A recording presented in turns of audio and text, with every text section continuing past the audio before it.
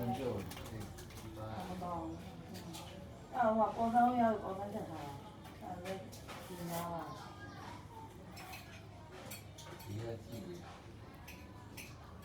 我3年有啊，好像是不到2年啊，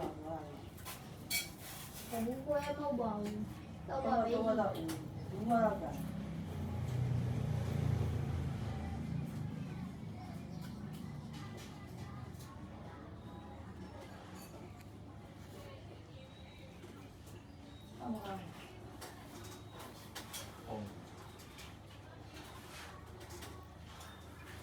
15ခုဆိုလို့ရှိရင်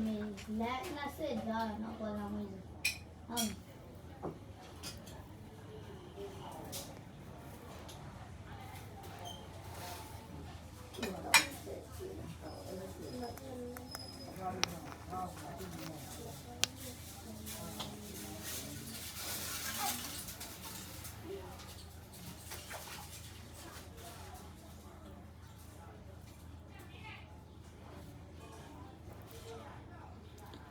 အပေါ်အသားအစားပြောင်းသွားတာခုမှကျွန်တော်တခြားသိကြည့်မိရ